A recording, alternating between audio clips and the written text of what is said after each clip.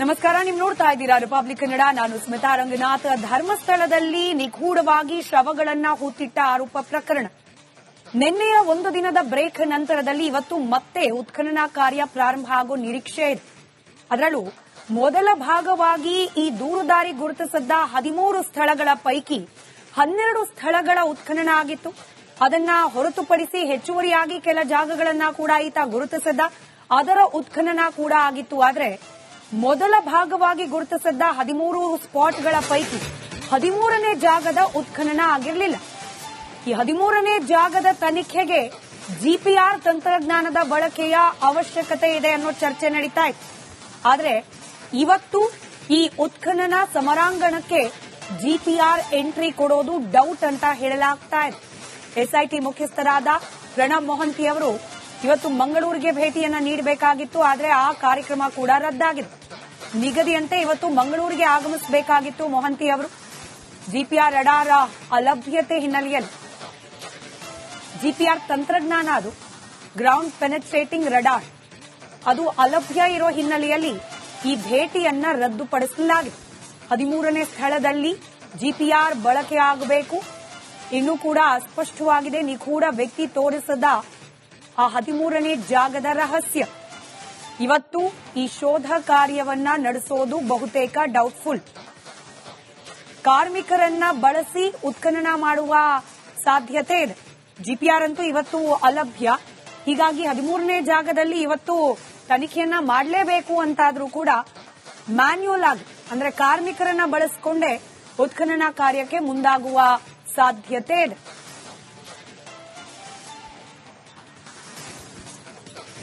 ಮತ್ತಷ್ಟು ಡೀಟೇಲ್ಸ್ ನಮ್ಮ ಪ್ರತಿನಿಧಿ ದಿನೇಶ್ ನೀಡ್ತಾರೆ ಸ್ಥಳದಿಂದಲೇ ನೇರ. ನಮಸ್ಕಾರ, ನೀವು ನೋಡ್ತಾ ಇದ್ದೀರಾ ರಿಪಬ್ಲಿಕ್ ಕನ್ನಡ. ನಾನು ಸ್ಮಿತಾ ರಂಗನಾಥ್. ಧರ್ಮಸ್ಥಳದಲ್ಲಿ ನಿಗೂಢವಾಗಿ ಶವಗಳನ್ನ ಹೂತಿಟ್ಟ ಆರೋಪ ಪ್ರಕರಣ. ನಿನ್ನೆಯ ಒಂದು ದಿನದ ಬ್ರೇಕ್ ನಂತರದಲ್ಲಿ ಇವತ್ತು ಮತ್ತೆ ಉತ್ಖನನ ಕಾರ್ಯ ಪ್ರಾರಂಭ ಆಗೋ ನಿರೀಕ್ಷೆ ಇದೆ. ಅದರಲ್ಲೂ ಮೊದಲ ಭಾಗವಾಗಿ ಈ ದೂರುದಾರಿ ಗುರುತಿಸಿದ್ದ 13 ಸ್ಥಳಗಳ ಪೈಕಿ 12 ಸ್ಥಳಗಳ ಉತ್ಖನನ ಆಗಿತ್ತು.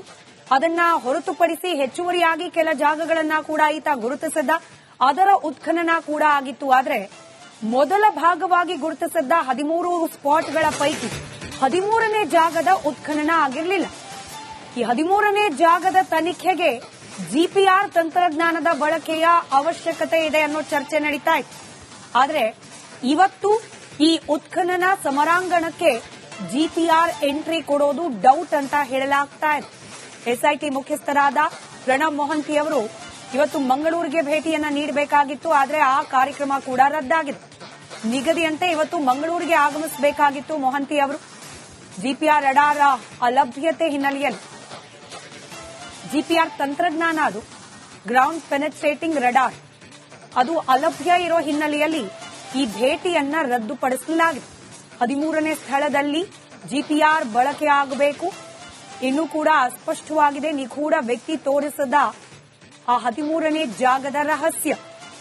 ಇವತ್ತು ಈ ಶೋಧ ಕಾರ್ಯವನ್ನ ನಡೆಸೋದು ಬಹುತೇಕ ಡೌಟ್ಫುಲ್. ಕಾರ್ಮಿಕರನ್ನ ಬಳಸಿ ಉತ್ಖನನ ಮಾಡುವ ಸಾಧ್ಯತೆ ಇದೆ. ಜಿಪಿಆರ್ ಅಂತೂ ಇವತ್ತು ಅಲಭ್ಯ. ಹೀಗಾಗಿ 13ನೇ ಜಾಗದಲ್ಲಿ ಇವತ್ತು ತನಿಖೆಯನ್ನ ಮಾಡಲೇಬೇಕು ಅಂತಾದ್ರೂ ಕೂಡ ಮ್ಯಾನ್ಯುಯಲ್ ಆಗಿ, ಅಂದ್ರೆ ಕಾರ್ಮಿಕರನ್ನ ಬಳಸಿಕೊಂಡೇ ಉತ್ಖನನ ಕಾರ್ಯಕ್ಕೆ ಮುಂದಾಗುವ ಸಾಧ್ಯತೆ ಇದೆ.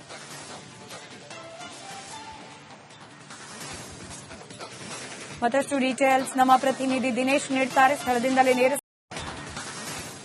ನಮಸ್ಕಾರ, ನೀವು ನೋಡ್ತಾ ಇದ್ದೀರಾ ರಿಪಬ್ಲಿಕ್ ಕನ್ನಡ. ನಾನು ಸ್ಮಿತಾ ರಂಗನಾಥ್. ಧರ್ಮಸ್ಥಳದಲ್ಲಿ ನಿಗೂಢವಾಗಿ ಶವಗಳನ್ನ ಹೂತಿಟ್ಟ ಆರೋಪ ಪ್ರಕರಣ. ನಿನ್ನೆಯ ಒಂದು ದಿನದ ಬ್ರೇಕ್ ನಂತರದಲ್ಲಿ ಇವತ್ತು ಮತ್ತೆ ಉತ್ಖನನ ಕಾರ್ಯ ಪ್ರಾರಂಭ ಆಗೋ ನಿರೀಕ್ಷೆ ಇದೆ. ಅದರಲ್ಲೂ ಮೊದಲ ಭಾಗವಾಗಿ ಈ ದೂರುದಾರಿ ಗುರುತಿಸಿದ್ದ 13 ಸ್ಥಳಗಳ ಪೈಕಿ 12 ಸ್ಥಳಗಳ ಉತ್ಖನನ ಆಗಿತ್ತು. ಅದನ್ನ ಹೊರತುಪಡಿಸಿ ಹೆಚ್ಚುವರಿಯಾಗಿ ಕೆಲ ಜಾಗಗಳನ್ನ ಕೂಡ ಈತ ಗುರುತಿಸಿದ್ದ, ಅದರ ಉತ್ಖನನ ಕೂಡ ಆಗಿತ್ತು. ಆದರೆ ಮೊದಲ ಭಾಗವಾಗಿ ಗುರುತಿಸಿದ್ದ 13 ಸ್ಪಾಟ್ಗಳ ಪೈಕಿ 13ನೇ ಜಾಗದ ಉತ್ಖನನ ಆಗಿರಲಿಲ್ಲ. ಈ 13ನೇ ಜಾಗದ ತನಿಖೆಗೆ ಜಿಪಿಆರ್ ತಂತ್ರಜ್ಞಾನದ ಬಳಕೆಯ ಅವಶ್ಯಕತೆ ಇದೆ ಅನ್ನೋ ಚರ್ಚೆ ನಡೀತಾ ಇತ್ತು. ಆದರೆ ಇವತ್ತು ಈ ಉತ್ಖನನ ಸಮರಾಂಗಣಕ್ಕೆ ಜಿಪಿಆರ್ ಎಂಟ್ರಿ ಕೊಡೋದು ಡೌಟ್ ಅಂತ ಹೇಳಲಾಗ್ತಾ ಇದೆ. ಎಸ್ಐಟಿ ಮುಖ್ಯಸ್ಥರಾದ ಪ್ರಣಬ್ ಮೊಹಂತಿ ಅವರು ಇವತ್ತು ಮಂಗಳೂರಿಗೆ ಭೇಟಿಯನ್ನ ನೀಡಬೇಕಾಗಿತ್ತು, ಆದರೆ ಆ ಕಾರ್ಯಕ್ರಮ ಕೂಡ ರದ್ದಾಗಿದೆ. ನಿಗದಿಯಂತೆ ಇವತ್ತು ಮಂಗಳೂರಿಗೆ ಆಗಮಿಸಬೇಕಾಗಿತ್ತು ಮೊಹಂತಿ ಅವರು.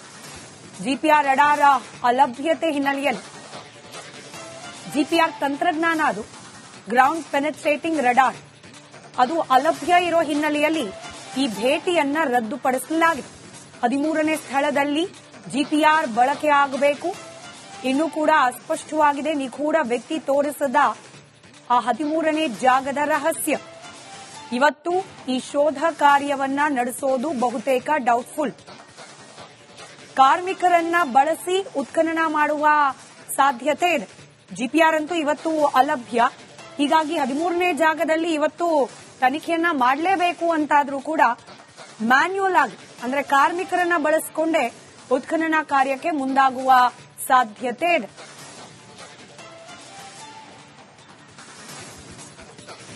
ಮತ್ತಷ್ಟು ಡೀಟೇಲ್ಸ್ ನಮ್ಮ ಪ್ರತಿನಿಧಿ ದಿನೇಶ್ ನೀಡುತ್ತಾರೆ. ಸ್ಥಳದಿಂದಲೇ ನೇರ ಶವಗಳನ್ನ ಹೂತಿಟ್ಟ ಆರೋಪ ಪ್ರಕರಣ. ನಿನ್ನೆಯ ಒಂದು ದಿನದ ಬ್ರೇಕ್ ನಂತರದಲ್ಲಿ ಇವತ್ತು ಮತ್ತೆ ಉತ್ಖನನ ಕಾರ್ಯ ಪ್ರಾರಂಭ ಆಗೋ ನಿರೀಕ್ಷೆ ಇದೆ. ಅದರಲ್ಲೂ ಮೊದಲ ಭಾಗವಾಗಿ ಈ ದೂರುದಾರಿ ಗುರುತಿಸಿದ್ದ 13 ಸ್ಥಳಗಳ ಪೈಕಿ 12 ಸ್ಥಳಗಳ ಉತ್ಖನನ ಆಗಿತ್ತು. ಅದನ್ನ ಹೊರತುಪಡಿಸಿ ಹೆಚ್ಚುವರಿಯಾಗಿ ಕೆಲ ಜಾಗಗಳನ್ನ ಕೂಡ ಈತ ಗುರುತಿಸಿದ್ದ, ಅದರ ಉತ್ಖನನ ಕೂಡ ಆಗಿತ್ತು. ಆದರೆ ಮೊದಲ ಭಾಗವಾಗಿ ಗುರುತಿಸಿದ್ದ 13 ಸ್ಪಾಟ್ಗಳ ಪೈಕಿ 13ನೇ ಜಾಗದ ಉತ್ಖನನ ಆಗಿರಲಿಲ್ಲ. ಈ 13ನೇ ಜಾಗದ ತನಿಖೆಗೆ ಜಿಪಿಆರ್ ತಂತ್ರಜ್ಞಾನದ ಬಳಕೆಯ ಅವಶ್ಯಕತೆ ಇದೆ ಅನ್ನೋ ಚರ್ಚೆ ನಡೀತಾ ಇತ್ತು. ಆದರೆ ಇವತ್ತು ಈ ಉತ್ಖನನ ಸಮರಾಂಗಣಕ್ಕೆ ಜಿಪಿಆರ್ ಎಂಟ್ರಿ ಕೊಡೋದು ಡೌಟ್ ಅಂತ ಹೇಳಲಾಗ್ತಾ ಇದೆ. ಎಸ್ಐಟಿ ಮುಖ್ಯಸ್ಥರಾದ ಪ್ರಣಬ್ ಮೊಹಂತಿ ಅವರು ಇವತ್ತು ಮಂಗಳೂರಿಗೆ ಭೇಟಿಯನ್ನ ನೀಡಬೇಕಾಗಿತ್ತು, ಆದರೆ ಆ ಕಾರ್ಯಕ್ರಮ ಕೂಡ ರದ್ದಾಗಿದೆ. ನಿಗದಿಯಂತೆ ಇವತ್ತು ಮಂಗಳೂರಿಗೆ ಆಗಮಿಸಬೇಕಾಗಿತ್ತು ಮೊಹಂತಿ ಅವರು. ಜಿಪಿಆರ್ ರಡಾರ್ ಅಲಭ್ಯತೆ ಹಿನ್ನೆಲೆಯಲ್ಲಿ ಜಿಪಿಆರ್ ತಂತ್ರಜ್ಞಾನ ಅದು ಗ್ರೌಂಡ್ ಪೆನೆಟ್ರೇಟಿಂಗ್ ರಡಾರ್ ಅದು ಅಲಭ್ಯ ಇರೋ ಹಿನ್ನೆಲೆಯಲ್ಲಿ ಈ ಭೇಟಿಯನ್ನ ರದ್ದುಪಡಿಸಲಾಗಿದೆ. 13ನೇ ಸ್ಥಳದಲ್ಲಿ ಜಿಪಿಆರ್ ಬಳಕೆ ಆಗಬೇಕು. ಇನ್ನೂ ಕೂಡ ಅಸ್ಪಷ್ಟವಾಗಿದೆ, ನಿಗೂಢ ವ್ಯಕ್ತಿ ತೋರಿಸದ ಆ 13ನೇ ಜಾಗದ ರಹಸ್ಯ. ಇವತ್ತು ಈ ಶೋಧ ಕಾರ್ಯವನ್ನ ನಡೆಸೋದು ಬಹುತೇಕ ಡೌಟ್ಫುಲ್. ಕಾರ್ಮಿಕರನ್ನ ಬಳಸಿ ಉತ್ಖನನ ಮಾಡುವ ಸಾಧ್ಯತೆ ಇದೆ. ಜಿಪಿಆರ್ ಅಂತೂ ಇವತ್ತು ಅಲಭ್ಯ. ಹೀಗಾಗಿ 13ನೇ ಜಾಗದಲ್ಲಿ ಇವತ್ತು ತನಿಖೆಯನ್ನ ಮಾಡಲೇಬೇಕು ಅಂತಾದ್ರೂ ಕೂಡ ಮ್ಯಾನ್ಯುಯಲ್ ಆಗಿ ಅಂದ್ರೆ ಕಾರ್ಮಿಕರನ್ನ ಬಳಸಿಕೊಂಡೇ ಉತ್ಖನನ ಕಾರ್ಯಕ್ಕೆ ಮುಂದಾಗುವ ಸಾಧ್ಯತೆ ಇದೆ.